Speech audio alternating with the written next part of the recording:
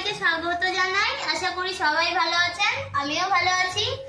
আজ আমি বানাবো 1.5 কিলো ওজনের রুই মাছের মশলা কারি। মাছটা কিন্তু লোকাল রুই। মাছটাকে কেটে নেব। বন্ধুরা, মাছটাকে আমি কেটে আনলাম।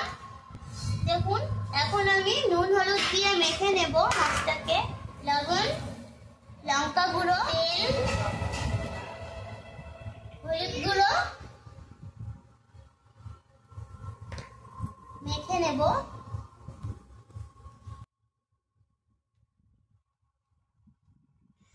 মাখা কিন্তু হয়ে গেছে। এখন আমি 5 মিনিটের জন্য মাছটাকে রেস্টে রেখে দেব। রেস্টে রেখে দিয়েছি। ততক্ষণে আমি মশলাটা রেডি করে নেব। এখানে আমি নিয়েছি গোটা ধনে, গোলমরিচ, জিরে, নিয়েছি আমি ছোট এলাচ, মহরি আর 4টে শুকনো লঙ্কা। শুকনো খোলায় এটাকে আমি ভেজে নেব হালকা একটু কালারটা চেঞ্জ হয়ে গেলেই কিন্তু নামিয়ে নিতে হবে। 5 মিনিট কিন্তু হয়ে গেছে। এখন আমি কড়াইয়ে তেল দিয়ে দেব মাছটা ভাজার জন্যে। তেলটা কিন্তু ধোয়া ওঠা গরম করতে হবে, নইলে কিন্তু মাছটা ভেঙে যাবে। মাছটা কিন্তু লাল লাল করে ভাজতে হবে মশলা কারির জন্য। তেল কিন্তু গরম হয়ে গেছে। দেখুন, আমি এবার মাছগুলো ছাড়বো।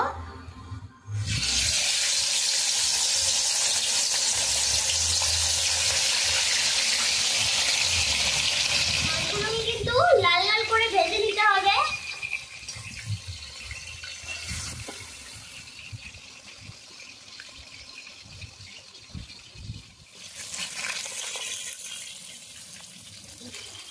বন্ধুরা, মাছগুলো কিন্তু লাল লাল করে ভাজা হয়ে গেছে। এখন আমি নামিয়ে নেব।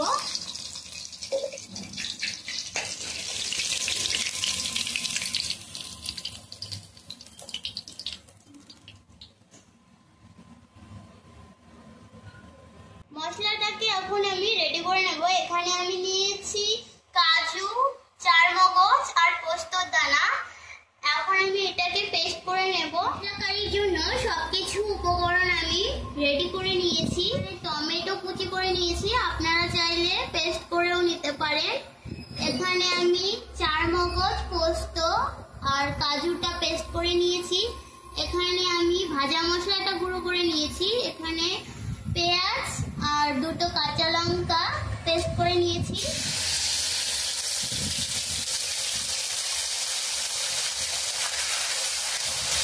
পেঁয়াজের যে কাঁচা গন্ধটা আছে সেটা যতক্ষণ যাচ্ছে না ততক্ষণ পর্যন্ত কিন্তু কষিয়ে নিতে হবে। আমি একটু কুচিটা দিয়ে দেব।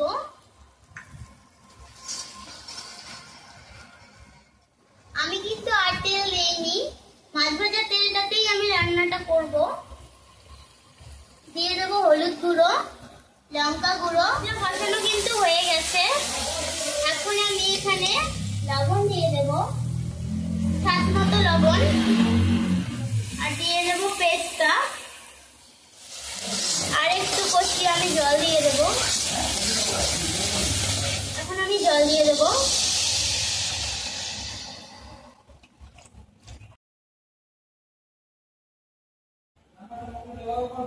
ঝোলটা কিন্তু ফুটে গেছে। এখন আমি মাছগুলো ছাড়বো।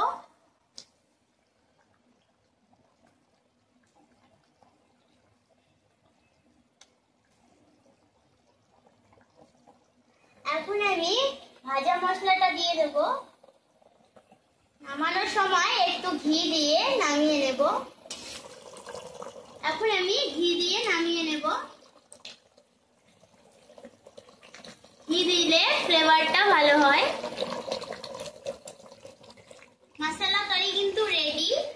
এখন আমি নামিয়ে নেব। দেখুন কি সুন্দর হয়েছে।